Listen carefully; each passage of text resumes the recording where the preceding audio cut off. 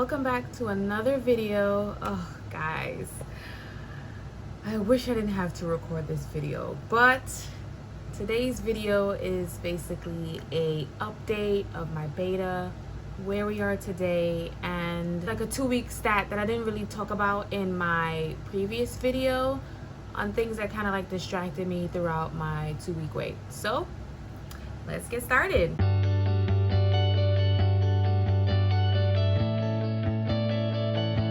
Alright guys, so from last video you guys saw that I got my first beta and it was a 183. Awesome. You saw all the positive pregnancy tests, everything like that. So awesome feeling and everything. But unfortunately, this video is not a good news video.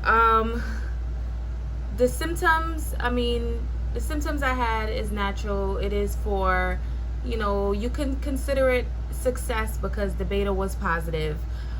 But at the same time, we don't know what is going to occur after a first positive beta. So my second beta, which was 2 days after, I believe that was July 1st, it didn't double. It went up 12 points and it was a 195. So it didn't double. It didn't even go up 50% or 60%. And this is similar to what happened the first time throughout my first round. So my doctor said, okay, come back again in another 2 days. Let's see what your levels look like. So I said, okay, no problem. Kind of automatically already prepared myself. This video may not be as raw and emotional as my first transfer because I kind of like put like a wall up, a mental block in a way to kind of deal with it a little bit differently. But I prepare myself. Once the nurse called me and told me that my beta was only increased to 12 points, I was like, okay, this is not gonna go in the direction that I think it was gonna go. I feel like it's a repeat, it's like deja vu. And then 2 days later,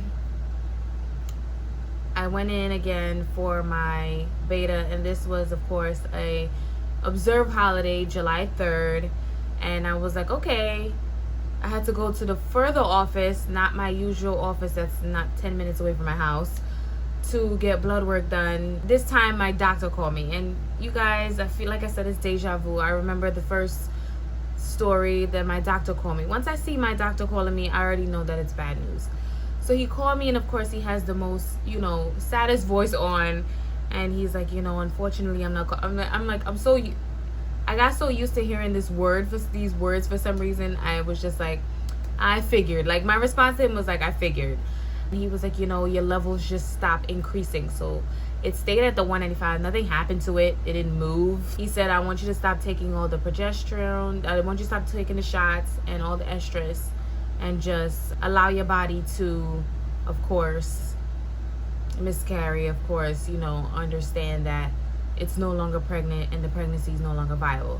He tried to explain that, it's possible that the embryo could have implanted in the wrong area, which could cause an ectopic pregnancy, or it implanted in the right spot, but because maybe something could be wrong with the embryo, my body's not accepting it and it's deciding to just get rid of it, and it's not, absorbing it, but it initially implanted. And we call this, of course, biochemical pregnancies because we find them earlier on, and they're earlier miscarriages because we discover them earlier compared to later on in a pregnancy.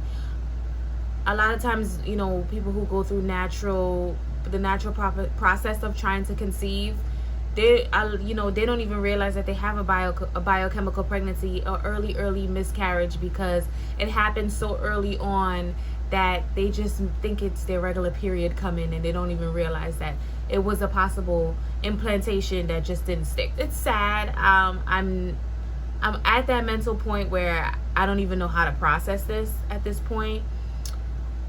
I am just trying to continue to stay positive and hopeful.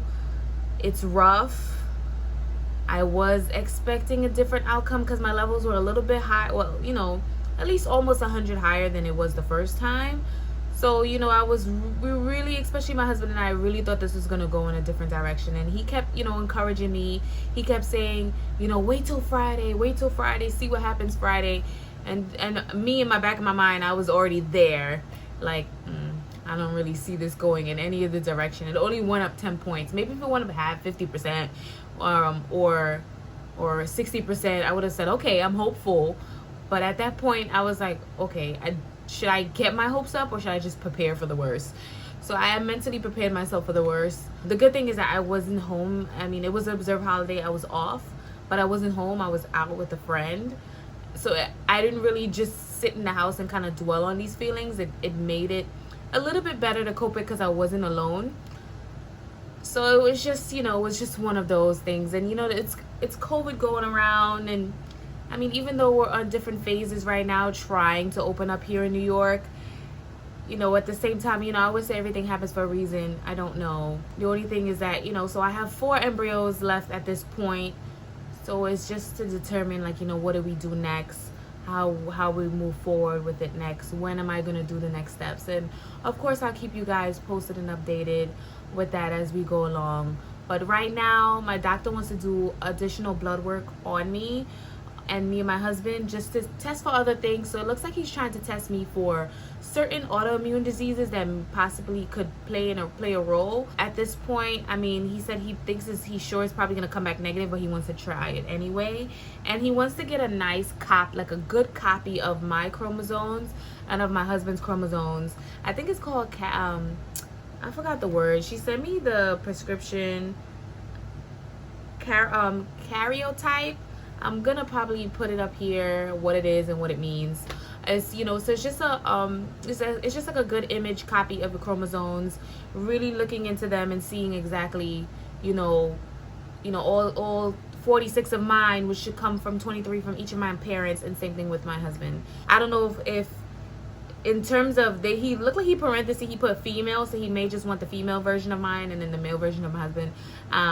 But yeah, so I got the prescription already for the blood work. I just have to go get it. So I will definitely do another video, updating you guys on that and what the results is, and of course where we are going from here and maybe what our next steps are. Right now, I'm just trying to mentally process everything that is going on right now, taking it in as a grain of salt, as I've said in my previous videos.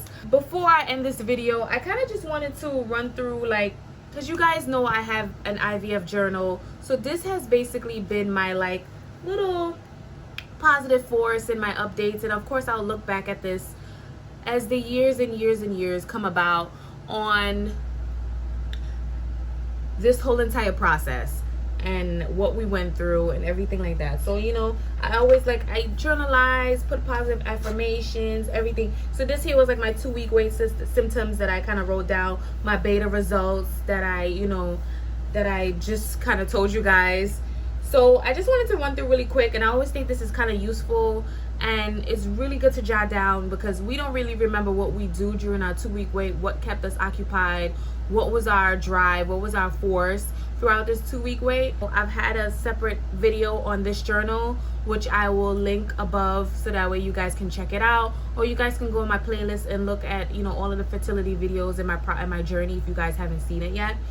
But this 2-week wait stats it just has a breakdown of how many pregnancy tests we're taking, the number of times we've cried, our favorite and best moments throughout our 2-week wait, and what distracted us, like what was our biggest distraction. And I made sure I noted everything on this sheet, because I'm telling you, I mean, clearly I may have to go through this process again, so I'm not gonna remember the next time around what I did my 2-week wait this time. It's good that I'm going to be keeping track, and like I said, this is all digital, it's printable, so I will of course be unfortunately printing another set of these pages to update when that time comes around. So I'll have this whole binder to look through, and of course show my children, hey, I went through a lot to get you, but so the number of pregnancy tests I take, which you guys seen in my other video, I've took 4. I took 8 days, 9 days, 10 days, and I took 11 days post-transfer. Even though my beta was 10 days, I took it 11 just for my own sanity, because I was just like, it was positive. Let me, because I remember the last time it happened before, my numbers kind of dipped. It didn't increase, but it dipped. So my line was still huge and my line was still positive on 11 days, but I just stopped testing after that because I was like, at this point I'm still gonna get a huge positive because my levels are at that point where nothing is gonna change unless it drastically drops overnight. So at that point I told myself, okay, right, Naika, you could stop now. The number of times I cried, I didn't cry at all up until the day that I took the first positive pregnancy test, which you guys have probably seen in that video. If you haven't, like I said, I'll link it above. I cried when, of course, I found out that my pregnancy was no longer viable. So I mean, that's natural. I shed a little tears. It hasn't really fully hit me yet. Like, today is the 6th of July. My body hasn't come to that terms yet, so my body hasn't shed this baby yet. So I'm at this point where technically I'm kind of still pregnant.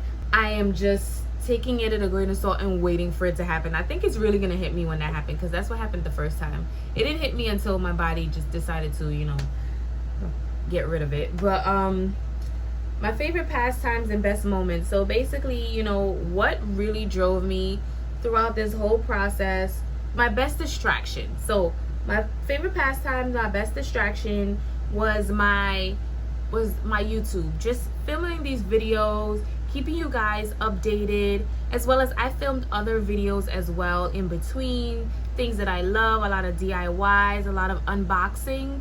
So a lot of these things I enjoy doing. So those kept me really occupied throughout my whole 2-week wait, but I also relaxed. I mean, don't get me wrong, my 2-week wait, I slept like a baby. I slept and slept and slept and slept. Now that I'm actually off the progesterone, I'm not as tired. So that's how I knew it was the progesterone and oil. I slept a lot, and I watched a lot of Netflix. I mean, I work from home, so of course I work throughout the week, but on my lunch break, I made sure I take a lunch break. My lunch break was my nap time. Like, I slept. Best moments, of course, like I said, was relaxing, binge watching Netflix movies, you know, and just getting in and feeling comfortable and getting in my comfort zone, doing things that I love. That was what really drove my 2-week wait. Distractions, you know, doing something that you love and that you enjoy doing. And because if you're home and you're just sitting around and like wondering what is going on, you know, I mean, we all automatically, as we are human, we're going to study everything. As women, we're going to study everything that is going on in our body. So, and I didn't miss a symptom, I didn't miss a nothing. But at the same time, in between that, regardless of paying attention to what was going on, I made sure that I kept myself fully busy and distracted the whole time. So it was really something. And we all know that this expense is about to grow. I kind of spoke to you guys about how much my IVF costs. If you guys want a separate video of how much my IVF costs, like an IVF cost video, definitely like let me know in the comments. I will kind of break it down for you guys. I know for my IVF Journal video, I kind of give you guys a rough number on what it was, but I didn't really break down what everything cost, like for like per like what procedures I did, exactly how much it cost me, everything. So if you guys want a separate video, I can definitely do that for you guys. Just let me know in the comments. But that's about it, guys. This is where I am today. Fortunately, it's not good news, but I am staying positive, staying strong, and keeping my faith. That is the best thing that we all can do at the end of the day. It's gonna happen. Like I said, everybody's journey is different, and time is everything. So when our time comes, it will come. I hope you guys enjoyed this video and you enjoy my channel. Please like, comment, and subscribe. Oh, you guys are the best. I appreciate all of your love and support. Thank you so much for watching. Bye.